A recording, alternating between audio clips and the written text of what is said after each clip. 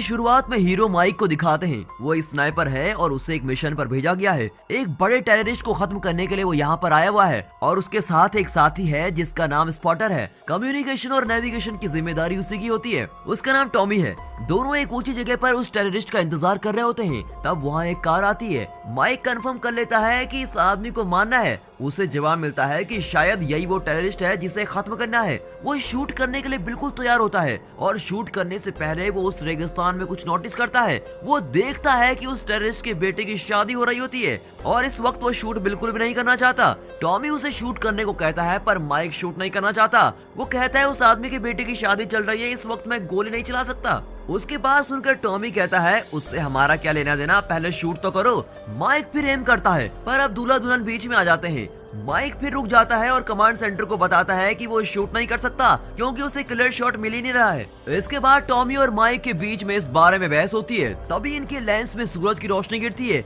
और टेररिस्ट को इन लोगों का पता चल जाता है। फिर वहाँ के लोग इनका पीछा करते हैं। ये दोनों भी बचने की पूरी कोशिश करते हैं। वहाँ से भागते वक्त इनका जीपीएस वहीं पर टूट जाता है और दोनों बुरी तरह से फंस जाते हैं। तब माइक स्नाइपर गन से उन्हें डिस्ट्रैक्ट करने की कोशिश करता है और वहाँ से बच जाते हैं। फिर वे कमांड सेंटर को कॉल करके कहते हैं कि मिशन फ्लॉप हो गया है, हमें पिकअप करने के लिए किसी को भेज दीजिए। वे इन्हें एक लोकेशन बताते हैं जो इनकी करंट लोकेशन से लगभग 5 घंटे की दूरी पर होती है। कट करके दोनों उस लोकेशन की ओर चल रहे होते हैं और दोनों मजे से बातें करते हुए आराम से चलते हैं। अपने स्नाइपर से वे हर तरफ देखते हुए चल रहे होते हैं। तभी 2 लोग नजर आते हैं। टॉमी पूछता है कि ये दोनों क्या कर रहे हैं। माइक बताता है कि वे शायद गड्ढा खोद रहे हैं। दोनों बातें करते हुए चल रहे होते हैं। उनके पास पानी भी नहीं होता और धूप बहुत ही तेज होती है। टॉमी नॉन स्टॉप बातें करता है और माइक उसे किसी तरह मैनेज कर रहा होता है। अब कट करके दूर एक लोहे का बोर्ड दिखाते हैं जिस पर डेंजर सिंबल बना हुआ है।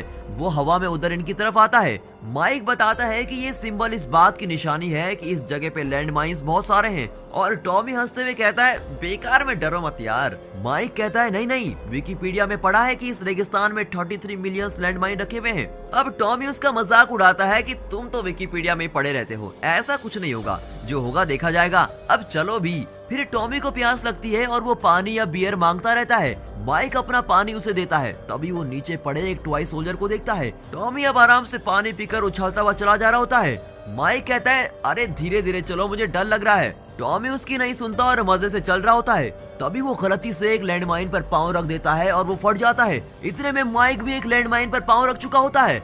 अब टॉमी को दिखाते हैं जिसकी दोनों टांगे शरीर से अलग हो गई होती हैं। उसका बैग एक और गिर जाता है और वो दर्द के मारे चिल्ला रहा होता है। अब माइक ने भी माइन पर पैर रख दिया होता है और उसे समझ नहीं आता कि आगे करें क्या। वो कहता है देखो मैं भी लैंड माइन पर खड़ा हूँ, तुम चिल्लाओ मत, थोड़ी देर चुप रहो, तुम एक सोल्जर हो यार। पर टॉमी को बहुत दर्द होता है।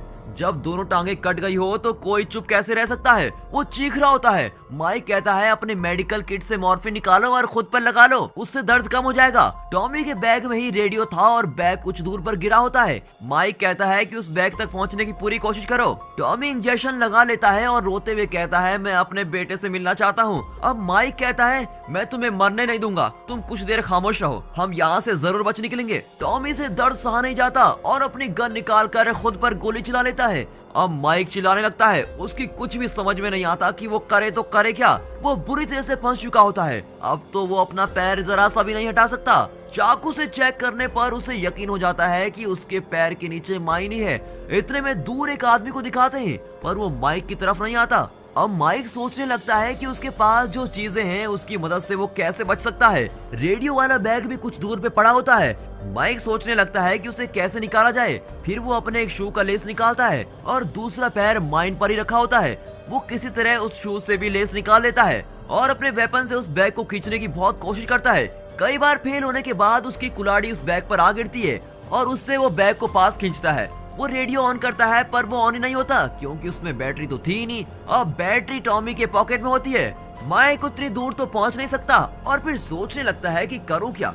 वो बैग की चीजें चेक करता है और उसमें पावर बैंक जैसा एक सोलर चार्जर होता है। उसकी मदद से वो चार्ज करता है। इस तरह अपना एक पैर बिना हिलाए बड़े ही सब्र के साथ वो काम को कर रहा होता है। अपने पास रखी चीजों को रखकर वो बचने का प्लान बना रहा होता है और सोचता है कि किसी तरह रेडियो ऑन हो जाए तो मैं कमांड सेंटर को कॉल करूं।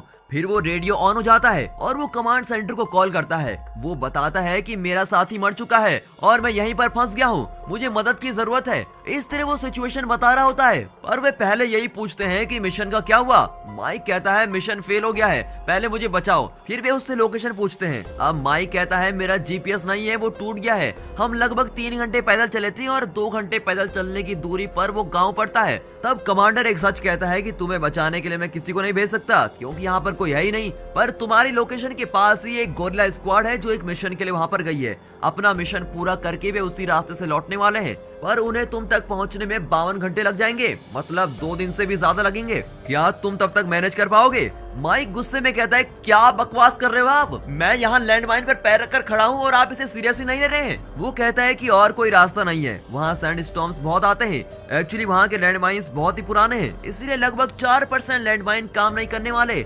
अगर तुम्हारी किस्मत अच्छी है तो तुम शायद बच जाओगे। ऐसा कहकर कमांडर उसे एडवाइस करता है कि तुम शोमैन मैन्युअल टेक्निक यूज करो। इस टेक्निक के मुताबिक अगर माइक ने लैंडमाइन पर पैर रखा है तो उसे धीरे से अपना शूलेस निकाल देना चाहिए, फिर उस शूज से नीचे की ओर प्रेशर देना है और किसी कील को ठोक देना है। उसके बाद पैन निकालने पर 2 से 5 सेकंड का टाइम मिलता है। इसे ही शोमैन मैन्युअल टेक्निक कहते हैं। ये सब सुनकर माइक चिढ़ जाता है। कमांडर फिर से कंटिन्यू करता है कि जब हमारे स्क्वाड के लोग वहाँ पर आएंगे तो तुम सिग्नल देने के लिए बिल्कुल तैयार रहना। तुम्हारे पास जीपीएस भी नहीं है, इसलिए सिग्नल देने का कोई तरीका जरूर ढूंढ निकालो। इतना कहकर अब कमांडर कॉल कट कर देता है। माइक को और भी गुस्सा आ जाता है और वो अपनी वॉच में 52 घंटे सेट करने लगता है। फिर वो कड़ी धूप में खड़ा रहता है। उसके पास थोड़ा खाना होता है जिसे वो थोड़ा थोड़ा करके खाता है और थोड़ा पानी पीता है। वो और कर भी क्या सकता था, अगर पैर हिलाया तो वो भी दुनिया से हिल जाएगा। अब वहाँ एक डरावनी बात होती है।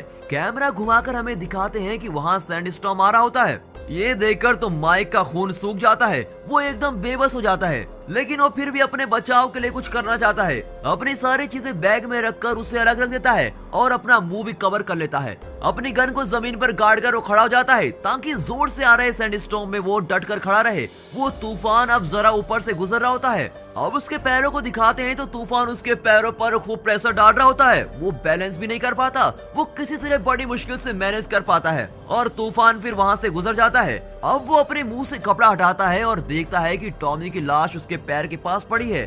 उसके पॉकेट से माइक बैटरी निकालता है। थैंक गॉड बैटरी मिल गई, पर अब रेडियो वाला बैग थोड़ा दूर चला गया होता है। गुस्से में वो हंसने लगता है, एक मिला तो दूसरा गया। इस तरह वो 10 घंटे बिताता है। अब उसका पानी भी खत्म हो चुका होता है और वो डिहाइड्रेट होने लगता है। लगभग वो बेहोशी हो जाता है। अपना अंत सामने देखकर वो गन निकालता है और अपने सर पे पॉइंट करता है, पर वो मरना नहीं चाहता और ऊपर की ओर गोली चलाता है। वो हेल्प हेल्प करके बहुत देर चिल्लाने लगता है। कुछ देर बाद एक ब्लैक अफ्रीकन को दिखाते हैं जो रेत पर टेढ़ा मेढ़ा चल रहा होता है। एक्चुअली वो जानता है कि कहां कहां पर माइंस गड़े हुए हैं। माइक उसे गन दिखाकर कहता है तो तुम ही ने ये सब सेट किया है, चुपचाप आकर मुझे बचाओ।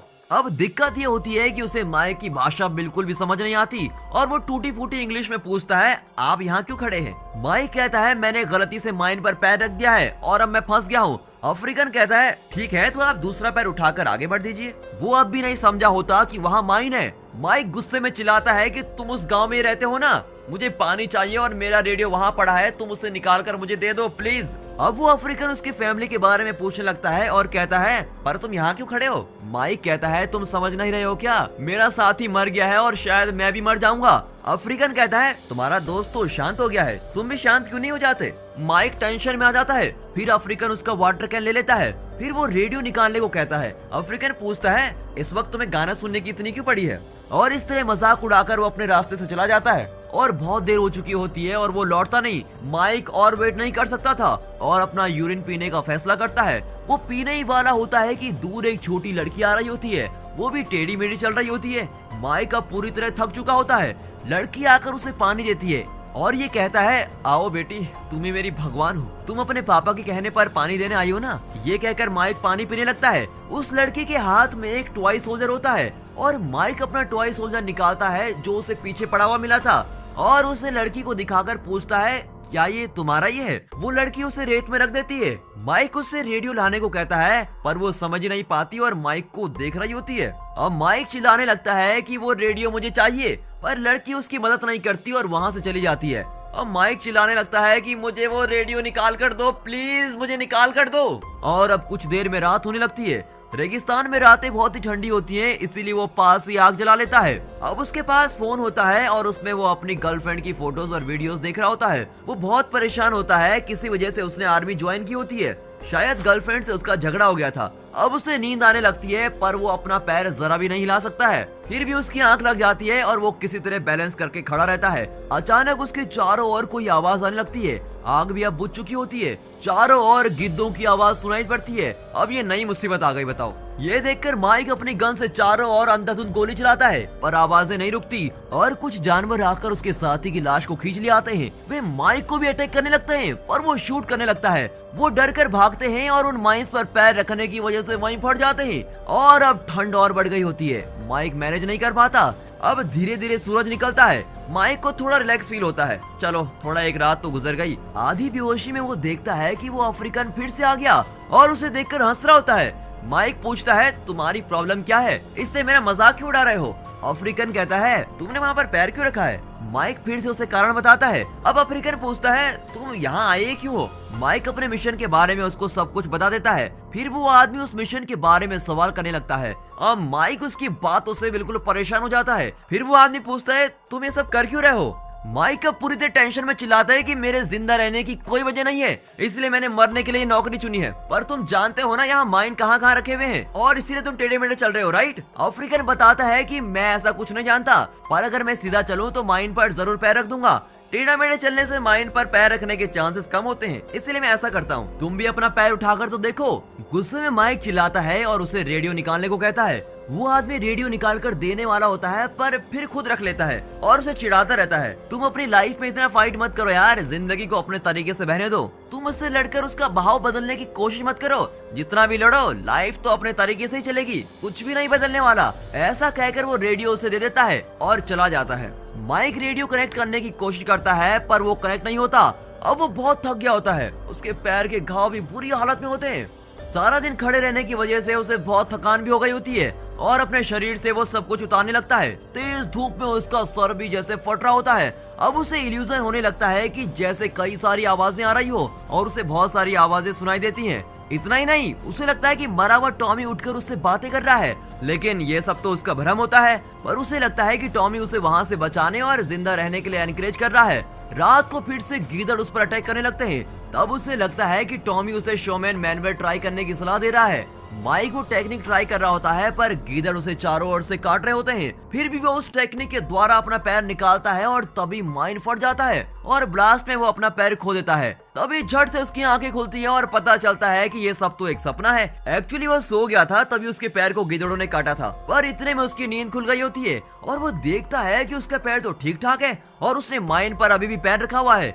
माइक की पर्सनल लाइफ में कुछ दर्दनाक बातें भी होती हैं और इसीलिए उसने आर्मी ज्वाइन की होती है और इसीलिए उसे कई सारे इल्यूजन आने लगते हैं। उसे लगता है कि ये गीदड़ नहीं बल्कि उसकी पर्सनल लाइफ की प्रॉब्लम्स हैं जो उससे खाई जा रही हैं। अब कट करके दिखाते हैं कि उसके हाथ में चाकू है जिस पर खून लगा हुआ है। उसने कुछ गिदड़ों को चाकू से मार दिया होता है। उन जानवरों ने उसके शरीर को लगभग हर जगह से काट दिया होता है और उसके मुंह से भी खून निकल रहा होता है। तभी वायरलेस में कॉल आता है कि हमने तुम्हें बचाने के लिए अपना स्क्वाड भेज दिया है, पर वे 14 घंटे में वहां पहुंचेंगे। पहले से अब और ज्यादा वक्त लगेगा। अब ये सुनकर तो उसकी सारी उम्मीदें टूट चुकी थी, पर तभी उसका कमांडर कहता है कि इस मुश्किल घड़ी में तुमसे कोई बात करना चाहता है।